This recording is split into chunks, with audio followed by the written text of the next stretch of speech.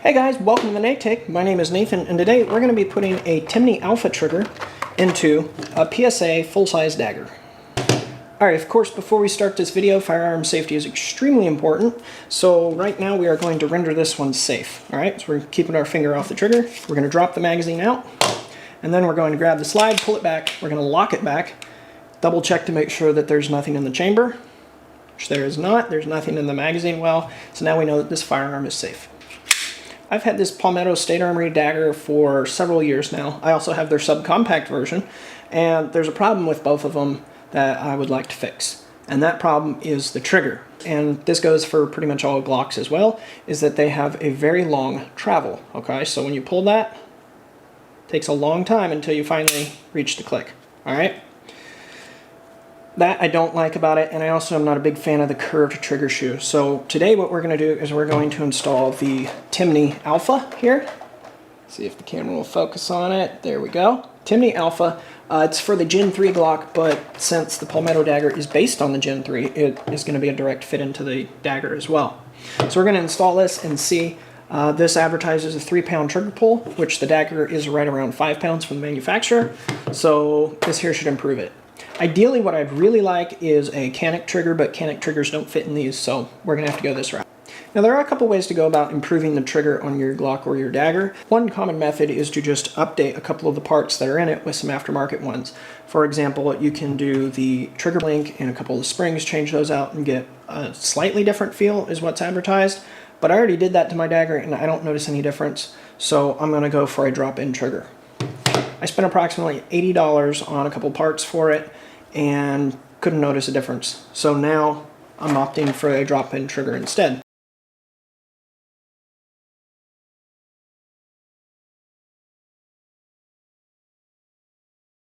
Alright, so we've put everything together, all the parts are in place, we don't have any extra parts laying anywhere on our bench, which is important, and we've done the quick function checks of the safety there to make sure that the safety bar is working. So now we've got our slide on.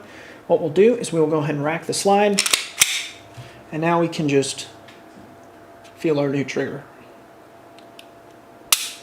Nice. That is very nice. Very crispy, as they say. Very happy with that. So let's go ahead and take a look at it. Let's go ahead and ghost the trigger together. A little bit of travel, very short travel. Compared to that stock trigger, that is so much shorter. Nice clean break. Hold it like this so you guys can see. That's the take up. Nice clean break.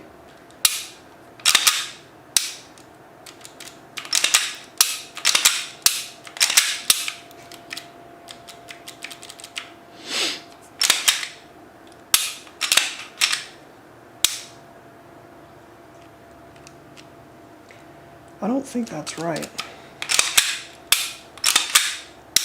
A little longer than a few minutes later. Alright, so a quick update here. I had a bit of an issue. After I got everything put back together, the trigger felt fine until you tried to reset the trigger. And then it didn't reset. And then you release the trigger and it would fire around. Obviously, it didn't actually fire around because I'm just in testing. There's no live ammo involved. But I figured out the problem. And the problem was this aftermarket connector bar here. So take that out, put the factory connector bar back in with the silver spring of the for the Timney here, the return spring, silver return spring, and now it works correctly. So if you have an issue with essentially what's binary fire, double check and make sure your connector bar is the factory connector bar. You're probably going to know if you ever changed it out, but if you got the gun secondhand or whatever and didn't know, double check it and make sure it's the factory one in there. So now let's check the function of it. So first of all, we're clear. Nothing in the barrel, nothing in the magazine well. So I'm going to ghost the trigger. Alright, so there's the take up. Clean break.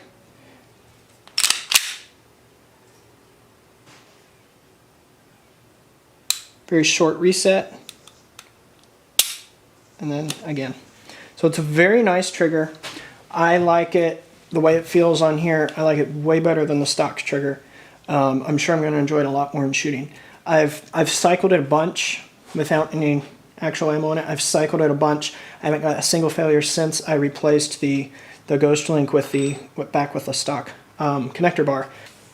Now with the Timney triggers, you do have the option of adjusting the amount of uptake that there is, so the dead space before you hit the wall and then it clicks. That dead space, you can reduce that. There's a screw on the inside of the actual trigger, so you have to take the whole thing apart, pull out the trigger unit, and then by where we put the trigger reset spring in, there's a little tiny hex screw, and that comes with a driver in the toolkit. You can just turn that in and out in order to get it exactly where you want it. Now you do have to be careful, and I'm not going to show you the process to do that, because if you don't know what you're doing, you can make it very dangerous to actually carry the gun. All right. So if you do too little travel, it's basically it could go off before you expect it to. And so I'm personally not going to mess with mine. I recommend you don't mess with yours unless you really know what you're doing, or unless you take it to a gunsmith who knows what they're doing and they can make sure everything's working correctly. All right, so now I got to go put a couple rounds down range, more than a couple, and I'll come back and let you guys know my final thoughts on it and if I would actually recommend this.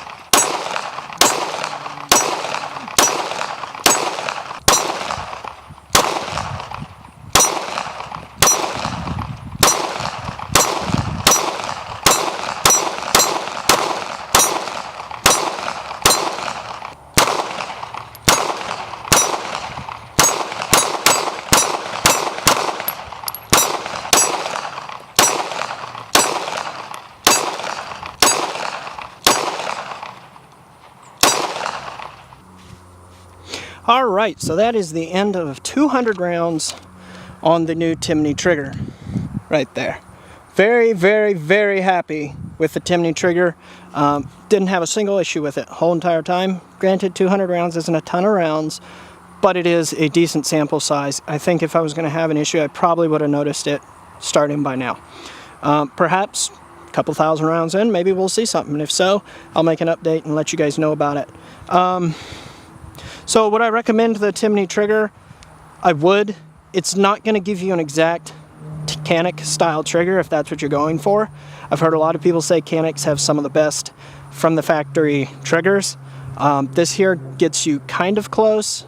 Definitely is way better than stock. I would recommend it if you have either a Glock or if you have the Palmetto State Armory Dagger here like I do. And it'll fit in both the compact and the full size, this being the full size. I don't know about the, I think they have a micro out now. I don't have one of those, so I can't say for sure if it'll fit.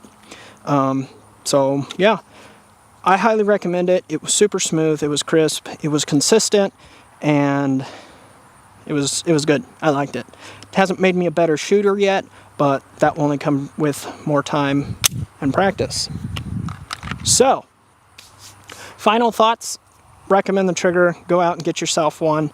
Pick them up. You can get them on Amazon, on eBay. You can get them from Palmetto State Armory, which is where I got mine. You can get them all over the place. Highly recommend them. And they definitely will fit the PSA Dagger if you were curious. Alright guys, that's all I got for you today. I really appreciate each and every single one of you. I understand this is not my normal video that I upload.